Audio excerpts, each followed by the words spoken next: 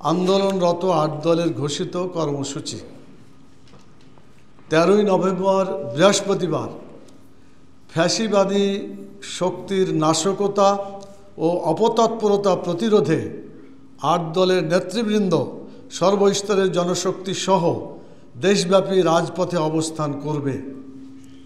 একই সাথে ফ্যাসিবাদ বিরোধী সকল দেশপ্রেমিক শক্তিকে আমরা রাজপথে নেমে আসার আহ্বান জানাচ্ছি।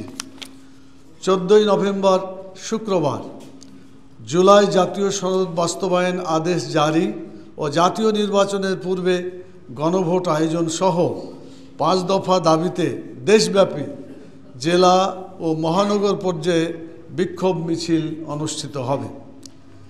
16ই নভেম্বর রবিবার আন্দোলনরত 8 দলের শীর্ষ নেতাদের বৈঠক সকাল 11টায় অনুষ্ঠিত হবে। বৈঠক শেষে আলফালা মিলনায়তনে দুপুর 12টা 30 মিনিটে সংবাদ সম্মেলন অনুষ্ঠিত হবে। এর পূর্বে জনগণের 5 দফা দাবি মেনে নেওয়া না হলে উক্ত সংবাদ সম্মেলন থেকে প্রধান উপদেষ্টার কার্যালয় যমুনার সামনে অনির্দিষ্টকালের জন্য অবস্থানের কর্মসূচি ঘোষণা করা হবে ইনশাআল্লাহ।